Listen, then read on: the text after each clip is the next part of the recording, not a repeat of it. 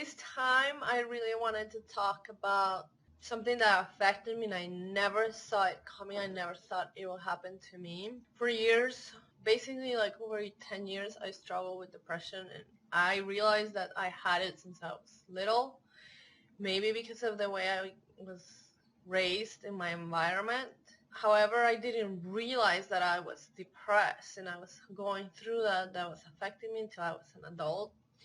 And therefore, I'm going to talk something very close and vulnerable to my heart, which is self-harm and numbing. So if you struggle with this, or if you're trying to understand someone who will engage such behaviors and you're shocked and you don't know how to help and why they're doing that, maybe this video can help you. So stay tuned.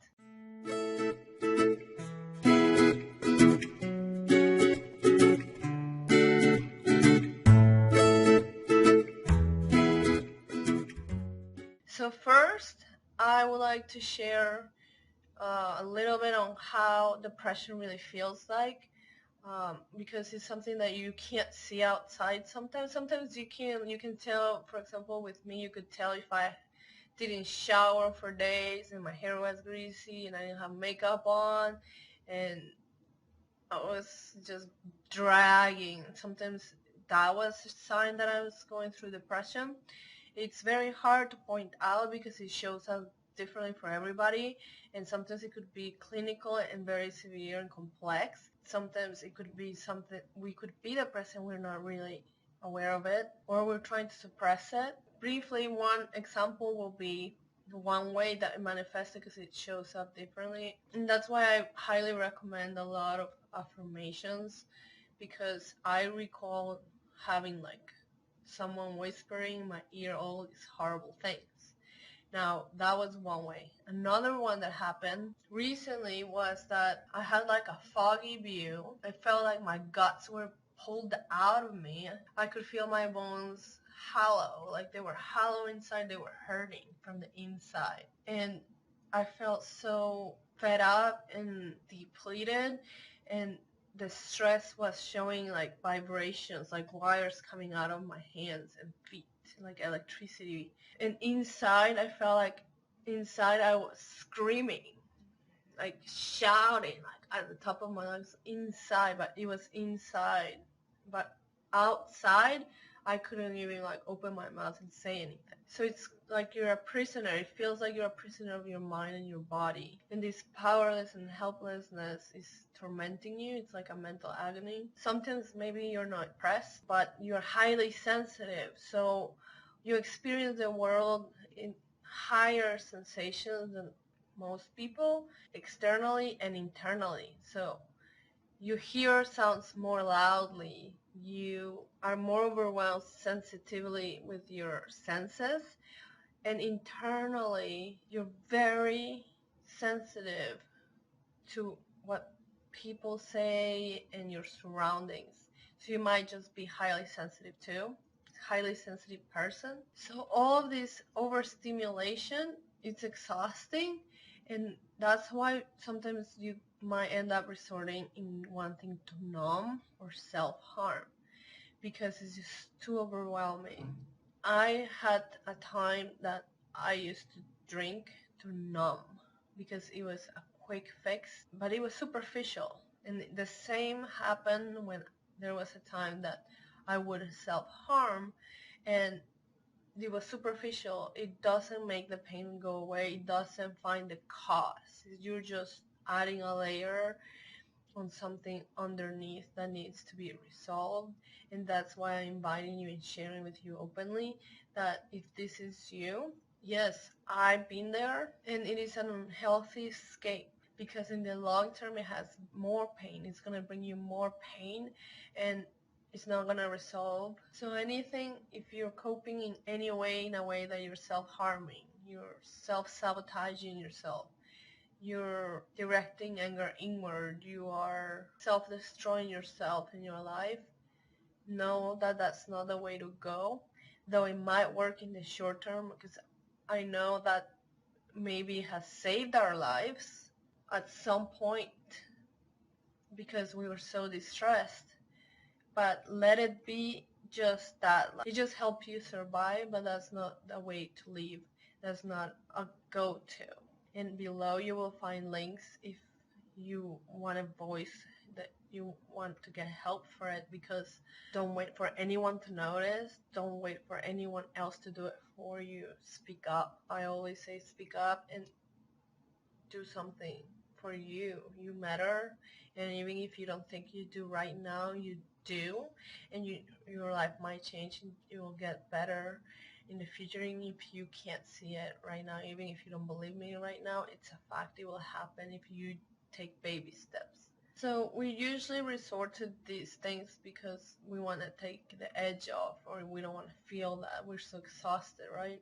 And the reason why maybe self-harm can be addicting too is because when we do that, it releases endorphins, and that makes us feel good. So we'd rather feel any pain than what we're feeling, that torment inside. And that's why we would resort to that. And we have to keep in mind that even though maybe at some point in our life that helps us survive, that's not the only way. If you want to invite stability and wellness in your life, this has to go, and you have to find healthy ways, healthy outlets to release, feel better, and cope better in a healthy, resilient way. And resiliency can be built like a muscle, and the brain is plastic, and there's more than hope out there thanks to our brain, and we can retrain our brain, make new connections. It takes a little patience, and just know that the best way to let go of self-harm is to, if you relapse, just get back on the wagon, and don't just give up because you failed one time or a couple of times. Just get back on the wagon, keep trying, because we have gone through these behaviors for years. Sometimes we can't expect ourselves to just stop out of nowhere, and some people might be able to do it, and that's okay. We're all different. There might be exceptions, right? Just keep trying, because recovery is not a straight line up. Progressively, baby steps. Just focus on today, on this moment, on this baby step. Don't think the whole picture tomorrow, the future, because that might overwhelm you. Just take it one step at a time. And I'm gonna also share many coping ways that you can go to instead of self-harming. And like Brené Brown also says, is that when we numb, we also numb the joy. We also numb the good feelings. So we're really getting into a vicious cycle. How to stop self-harm and wanting to numb the pain too is by stop having fear of the dark. And that's why I love and recommend the book by Brené Brown, The Gifts of Imperfection, because I love how she talks about fear of the dark. And you can watch my video on fear, where I explain where fear comes from and how you can overcome it video. But don't be afraid of sitting with your emotions. You can love yourself through going through them. And I'm going to quote a part of this book that I really love by Brené Brown that I highly recommend, The Gifts of Imperfection. The dark does not destroy the light. It defines it. Our fear of the dark that casts our joy into the shadows. He also says, lean into discomfort. The society usually pushes us to not accept anything that's unacceptable, to have feelings, and so just in your privacy of your home, let yourself experience feelings. I also wanted to mention that not only self-harm is addiction, it could become an addiction also. Perfectionism is an addiction. Self-righteousness could be an addiction. Incessant gossiping, non-stop working, staying always busy until you're tired, you collapse. Smoking and endlessly being online and getting distracted online, the internet, for hours. So the tips are: embrace that life is uncertain, embrace uncertainty, embrace vulnerability. I know it might be hard to accept, but the only thing that I can guarantee that will not change is change. So change I can assure you it's always going to be happening. And if you have a struggle dealing with that like I do, I like to think of the mantra, I am safe, it is only change. I am safe, it is only change. I also highly recommend that you read Thich Nhat Hanh's books on mindfulness, because what sets us free is living in the moment. Being in the past or to worry about the future can trigger us. So being in the moment, this moment. Know that you're a work in progress. It's not like you're gonna get there and you're done. We're all doing the best we can. We're all learning. We're all trying to figure it out. Everyone on earth is just trying to figure it out. And we're all a work in progress every day. Every day we learn. Never stop learning till we die. Practice sitting with those uncomfortable feelings. Sit with those emotions. Embrace yourself as if you were like a little baby. And there's nothing wrong with that.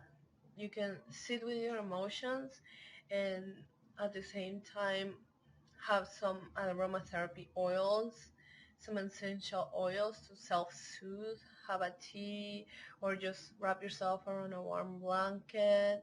Sometimes what I do is that I see a very scary movie, not bloody or anything, just like something that requires or grounding, something, go to nature. We are so deprived of nature now because of work and technology, and nature has all these things. So if you don't have access to nature, essential oils is a way to bring them to you. I also like to share something that really helped me find meaning in my pain, because sometimes we feel like, someone shared with me that it feels like it robbed you from happy moments. It has robbed you, all this depression has robbed you. I'd rather see it in a way where emotions are like seasons, right? Even the earth has seasons. The earth is not always blooming. Even the earth needs time to shed leaves, and these leaves end up decomposing. So it's shedding. We all need to shed, and what matters is what we do with those feelings. So like earth, the leaves become decomposed and end up transforming, comes feeding the earth, right? And even the earth has times where it's frozen. So just allow yourself to have seasons and love yourself through it. Esther Hicks, I love how she explains that contrast shapes your desires. So contrast, we all need contrast if you think about it, because all of these painful things or things that happen to us, we can try and find and learn from them, and it makes us desire the opposite, right? It's contrast. I want to be different from what I had. I want to give my children different things that I know I wish I would have had emotionally, maturely. It just gives you those desires that you wouldn't have if you hadn't experienced. I highly recommend DBT if you do a lot of self-harm or resort to numbing. I do have a free workshop in my website, under my blog, and it's a free 90-minute, and I'll put the link below this video, and all you have to do is share it in social media so you help me reach people who need it. Another thing that you can do is, like, if you're feeling triggered, like you want to self-harm, get an ice cube and you can hold it, and the pain of the ice cube distracts you from your pain, but at the same time you're not really hurting yourself. Another way, you can put the ice cube here in your vein, and what this does is that it stops the palpitations and it calms you down because it's the heart rate, and the coldness of the ice cube also distracts you. And also, if you haven't read, there's something called the Butterfly Project, where you instead draw yourself a butterfly. When you're feeling like that, you draw a butterfly and you put a name of someone you love, and then you protect that butterfly. You also get a red pen and draw where you would have cut, so it looks like you did cut, but you just draw yourself. It might sound crazy, but it worked for me. Sometimes my mood was completely down. I couldn't even bring, it felt like my candle, inside my soul was not lit, and I couldn't bring myself to be alive or express or do anything. And something crazy that worked for me too was I got a shot of green juice, and I think it was made of wheatgrass, ginger, and lemon, and I drank it, and my mood improved. So I also like to always touch on the science of things, and one of these things is that our gut is our second brain, and if we feel sick too, all these chemicals could be affecting us, right? We're trying to restore balance, and that could be one of the many things that we need to not ignore. Take a walk, distract yourself. My cat has saved me many times because I start crying and my cat comes running and starts licking my hands, and the roughness of my cat's tongue, it brings me back to my body, connects me from just being in that mental agony. Remember, even though if it feels like this pain's gonna last forever, it always passes. It always goes away. So know that it's gonna go away. And in you love and light.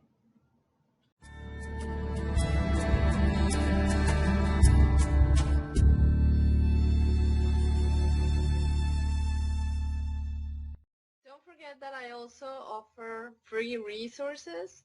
Below there's the links for my top 7 personal development books, a quiz that it gives you a customized guide that to match your answers. And if you want to learn more about my programs, you can visit bossofmyfeelings.com for more emotional intelligence tools.